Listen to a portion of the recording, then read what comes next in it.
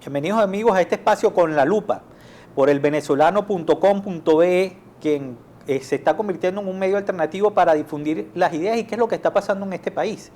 Esta semana, una semana acontecida. Aquí en su canal han visto a distintos compañeros hablando del tema de la militarización del Estado, etcétera, pero nosotros nos queremos enfocar en un tema que es el tema de las relaciones internacionales y su influencia en Venezuela, porque a veces uno piensa que eso está por allá, lejos, en la estratosfera, y resulta que efectivamente toca la política nacional de una manera muy importante.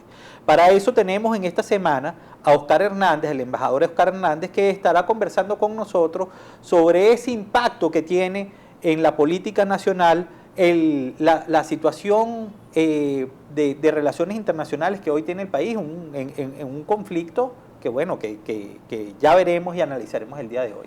Pues sí, bienvenido Oscar aquí con la lupa. La idea es exactamente hacer un programa didáctico donde nuestros televidentes puedan entender qué es exactamente lo que está pasando en los foros internacionales. ¿Por qué permanentemente Venezuela se convierte, yo no sé si en un problema o en noticia buena o en noticia mala? Porque ocurrió hace poco en la OEA, ahora tenemos en el Mercosur también, hay una circunstancia digamos, complicada. Veamos simplemente esta lámina donde los paraguayos dicen que no quieren que la presidencia de Mercosur se convierta en un conflicto para ese foro internacional vinculado fundamentalmente a lo económico. Es decir, ¿qué es lo que está pasando en Mercosur? ¿Por qué Venezuela tiene tanto problema en el concierto internacional, en los escenarios internacionales? Sí. Bueno, gracias por la invitación. En primer lugar, efectivamente, la incidencia de lo que ocurre en cualquier parte del mundo hoy, en un mundo globalizado, por supuesto, afecta especialmente a los países con los cuales hay intereses y relaciones especiales, y sobre todo los países fronterizos. Fíjate, en el caso de tu pregunta, lo de Mercosur es muy interesante porque vamos a hacer un poquito de historia.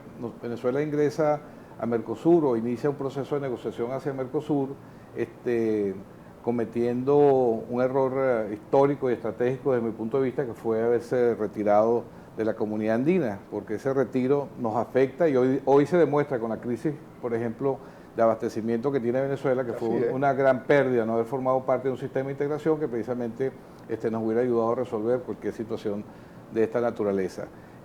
Por una visión ideológica más basada en la búsqueda de nuevas alianzas estratégicas que estaban muy distantes de lo que había sido el origen y el fortalecimiento durante muchos años de la institucionalidad andina, Venezuela decide irse a otro esquema de integración.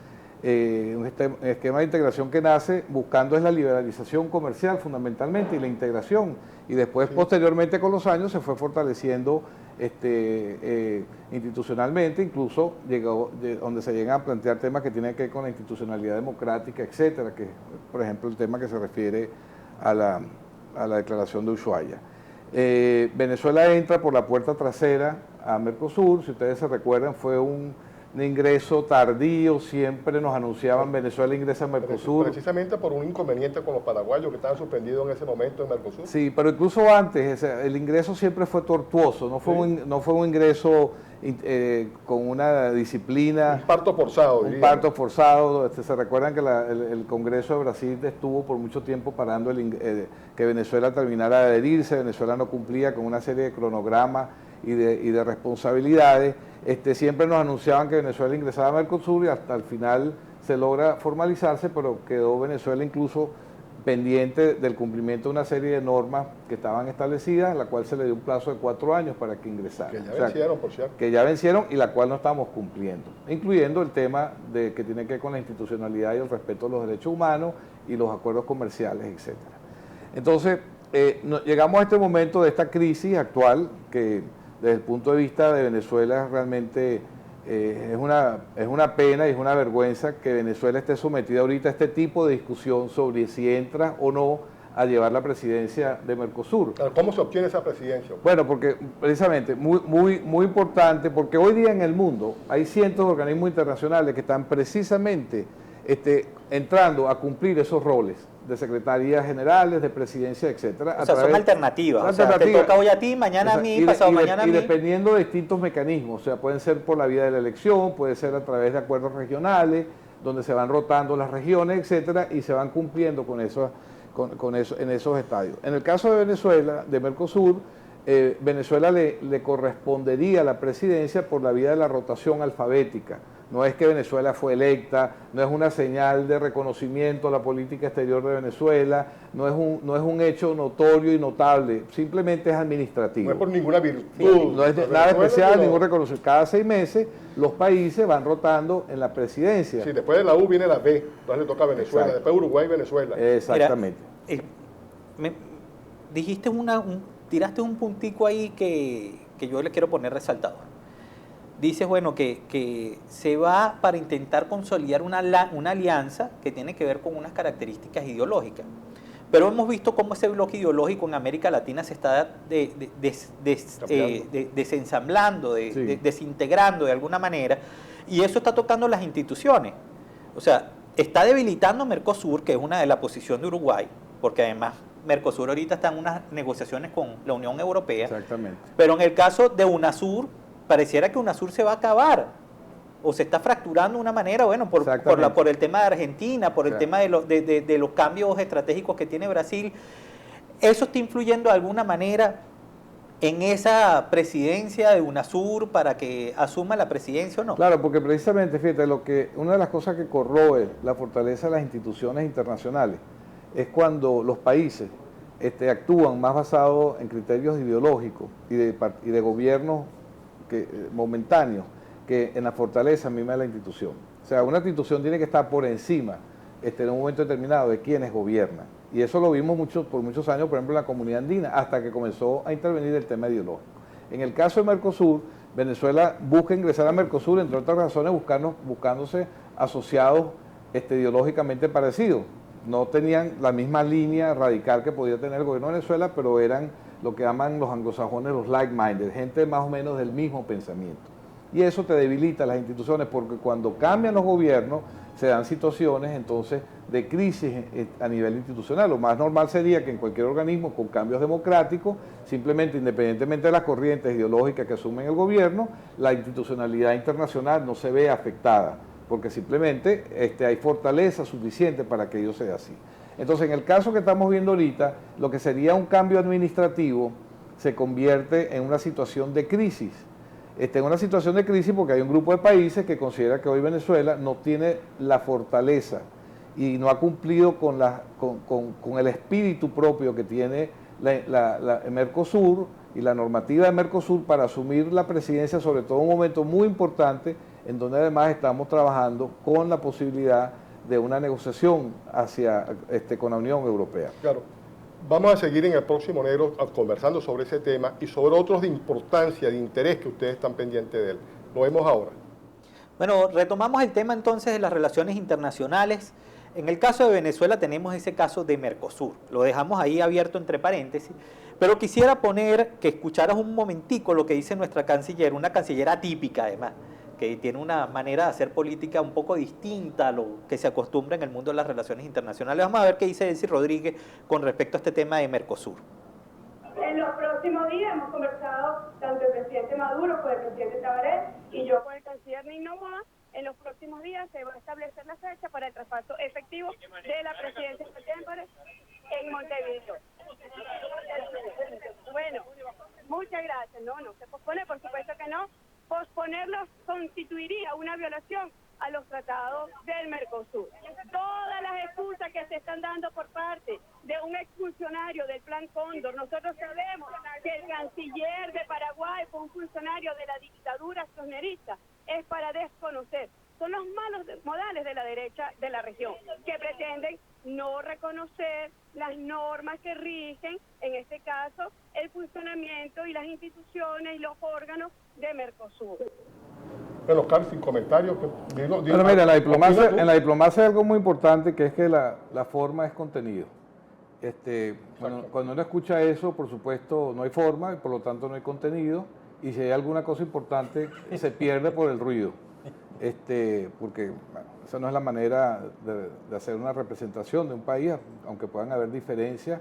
Y precisamente cuando se refiere a la parte normativa, allí donde un país tiene también responsabilidad internacional, Venezuela en la actual situación de crisis que tiene, en las dificultades que está pasando, podría ser perfectamente legítimo que en vista de esa situación pide un waiver para no cumplir esa responsabilidad que le correspondería, de acuerdo a la normativa, de asumir la presidencia de Mercosur.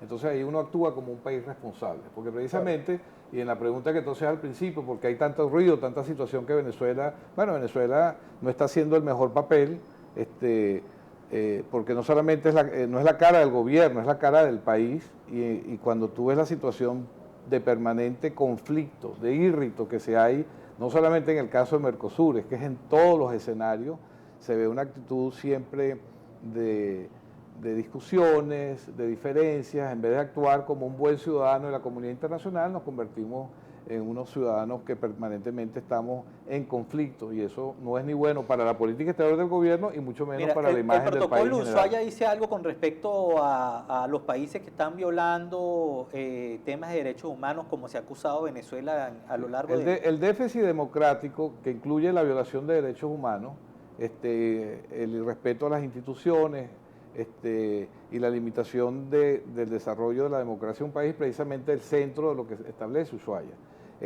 Cuando los gobiernos... Artículo 1. Desde el primer artículo, claro, ya lo establece. Cuando estos gobiernos hacen ese llamado, o sea, no han hecho una solicitud formal de la aplicación de Ushuaia, pero cuando están haciendo una observación a ese respecto, bueno, entonces yo creo que el tema ahí de la negociación, el tema de tratar de solventar y evitar llegar a una situación peor es lo que haría una Cancillería seria y responsable. Pero por lo pronto habría que decir que Venezuela tiene todo ese empeño en asumir la presidencia pro tempore del Mercosur. Sin embargo, los acuerdos que se firmaron cuando se ingresó a Mercosur, como decía el embajador Oscar Hernández, por la puerta trasera, no se han cumplido. Ni se tiene una zona de libre comercio, ni una zona aduanera, etcétera, etcétera. Venezuela está allí, pero no ha cumplido hasta el sol de hoy ninguno de los, digamos, compromisos que se han debido, digamos, resolver. Creo que en el 2014 vencía los 4 años.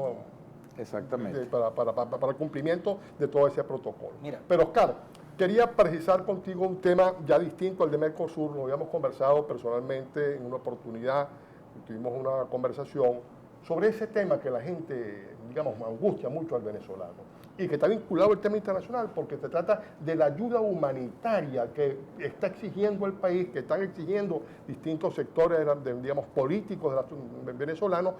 Bueno, ante la crisis que está viviendo la nación, pues sí, ahora, ¿cómo se come eso? ¿Sí? ¿Cómo puede Venezuela activar una red de ayuda humanitaria al país? Las dificultades que eso confronta. Tú decías algunos elementos bien interesantes la otra vez. Quisiera que lo compartieras con todos aquí los que nos ven por este canal. Bueno, en primer lugar habría que decir que qué increíble que Venezuela esté hoy en una situación donde el tema de la ayuda humanitaria, que siempre nos pareció algo lejano, y donde, por cierto, Venezuela durante muchos años ejerció una política de apoyo ante muchas situaciones difíciles en muchos países. Sí, incluso aquí se creó un grupo de apoyo que se llama el Grupo de Apoyo Simón Bolívar, que es de acción rápida para ayudar en casos de emergencia, para llevar ayuda humanitaria. Venezuela creó fondos en el pasado, por ejemplo, el Fondo Especial de Huracanes, que es un fondo que está en el Banco de Desarrollo del Caribe para las emergencias en casos de huracanes. O sea, siempre fuimos un país muy responsable en esa materia y siempre lo vimos como un problema de otros países. Nosotros lo más cercano que tuvimos a una necesidad de esa naturaleza fue cuando el deslave de Vargas, que fue el más reciente, el más último, y sin embargo también nos recordamos de la penosa situación de haber desechado un apoyo internacional que estaba dando en ese momento los Estados Unidos, simplemente por razones inexplicables, ideológicas, etcétera, cuando había una población con una gran necesidad en ese momento de apoyo, no solamente de alimentos, sino también de medicinas y de apoyo de infraestructura. Entonces, fíjate, cuando nosotros hablamos del tema de la ayuda humanitaria, si vemos la literatura de la ayuda humanitaria, ¿a qué se refiere fundamentalmente? A dos grandes escenarios, que es desastres naturales o guerra civil, ¿verdad? Entonces, en el caso de Venezuela, no estamos en ninguna de las dos situaciones. Entonces, es allí donde vemos un concepto que se ha trajinado y algunos teóricos de estos temas han desarrollado, que es los países en emergencia política. ¿verdad? Antes lo llamaban emergencia grave política, ahora simplemente más o menos se refieren en esos términos de emergencia política, que son países que no logran hacer viable la posibilidad de lograr satisfacer una serie de necesidades que tienen los países. O sea, en el caso de nosotros tenemos una serie una limitación. Aquí fundamentalmente la ayuda humanitaria se requiere, ¿por qué? Porque fracasó la política económica del gobierno, porque hay escasez de medicamentos, porque las disciplinas que le solicitan los organismos internacionales, los países que están en conflicto, que es como lograr acuerdos de paz, diálogo y tener economías sanas, abiertas y que sean medibles, simplemente nosotros no la tenemos. Y eso es lo que nos lleva a una situación en la que hoy el país, por la cantidad de carencias que tiene y por la necesidad de abastecerse, hoy es que se plantea el tema de la ayuda humanitaria. ¿Cómo justificar ante el mundo, perdona Jesús, cómo justificas tú ante el mundo que necesitamos una ayuda humanitaria teniendo importantes yacimientos petroleros y sin embargo hay países como África que no tienen nada? Bueno, solamente cuando somos un país que también brindamos cooperación todavía. Miren, en el próximo Negro estaremos profundizando sobre este tema de la ayuda humanitaria y estaremos conversando con ustedes un poco más de qué está pasando con el tema propio de Venezuela y de sus fronteras con Colombia, nuestro hermano país, que hemos tenido una muy buena información durante estos días.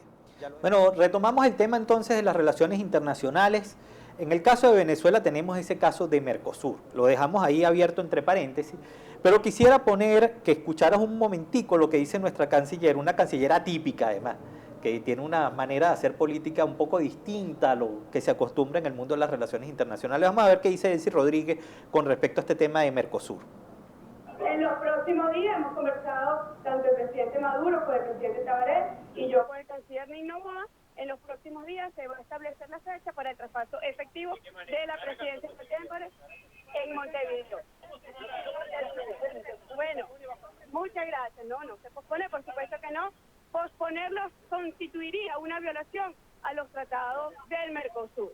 Todas las excusas que se están dando por parte de un exfuncionario del Plan Cóndor, nosotros sabemos que el canciller de Paraguay fue un funcionario de la dictadura kirchnerista, es para desconocer. Son los malos modales de la derecha de la región, que pretenden no reconocer las normas que rigen, en este caso, el funcionamiento y las instituciones y los órganos de Mercosur.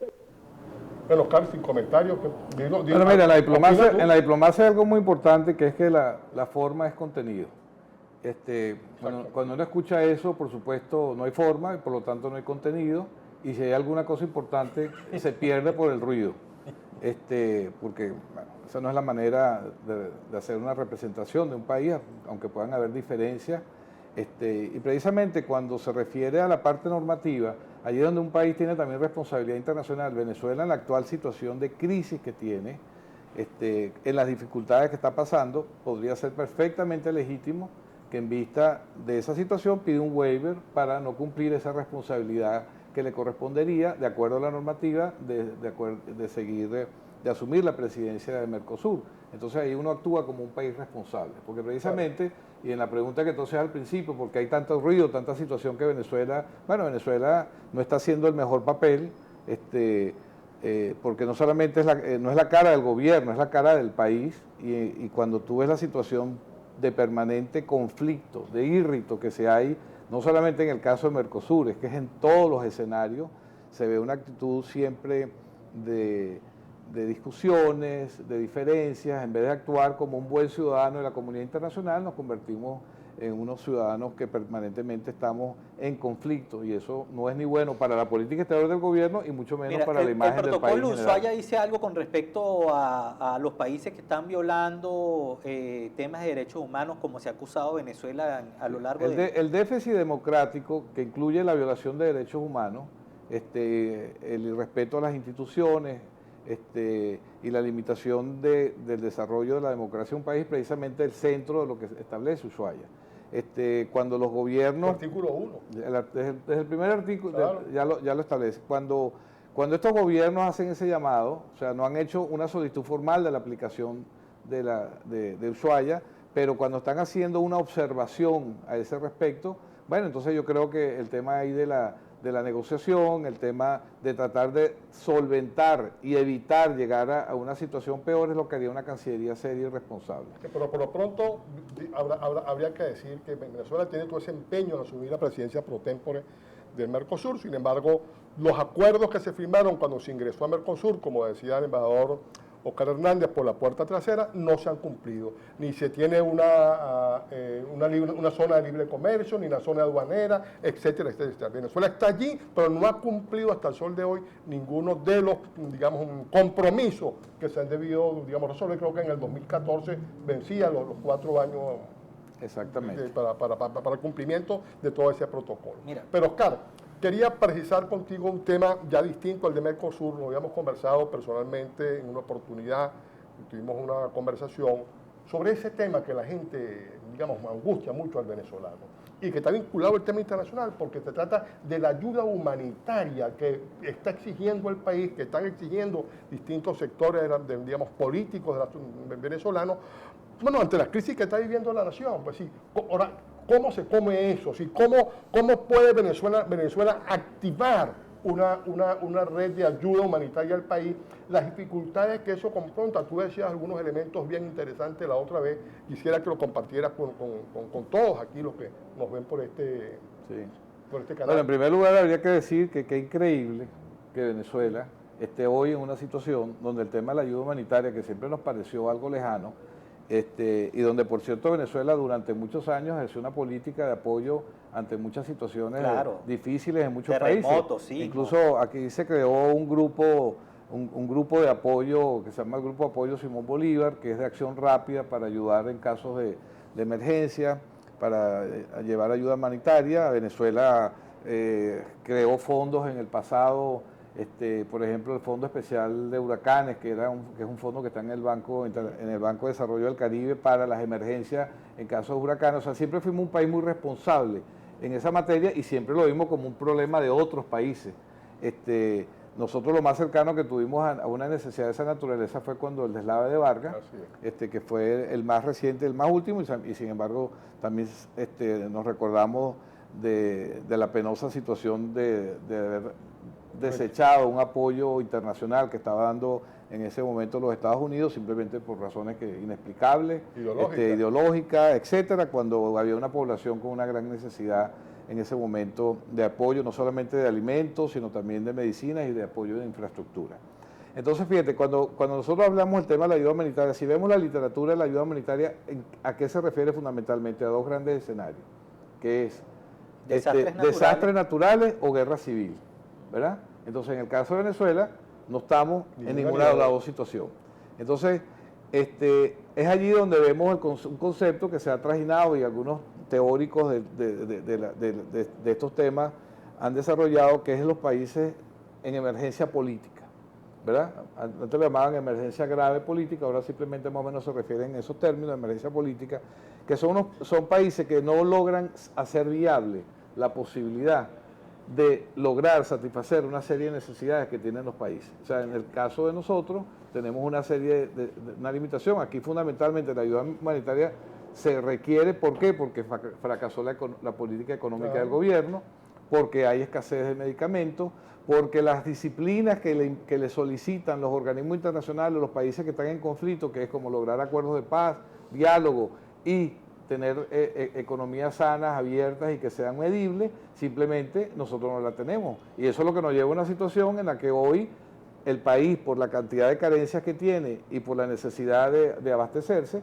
hoy es que se plantea el tema de la ayuda humanitaria. ¿Cómo justificar ante el mundo, perdona Jesús, cómo justifica tú ante el mundo que necesitamos una ayuda humanitaria teniendo importantes yacimientos petroleros y sin embargo hay países como África que no tienen nada? No, solamente cuando somos un país que también brindamos cooperación todavía. Miren, en el próximo Negro estaremos profundizando sobre este tema de la ayuda humanitaria y estaremos conversando con ustedes un poco más de qué está pasando con el tema propio de Venezuela y de sus fronteras con Colombia, nuestro hermano país, que hemos tenido una muy buena información durante estos días.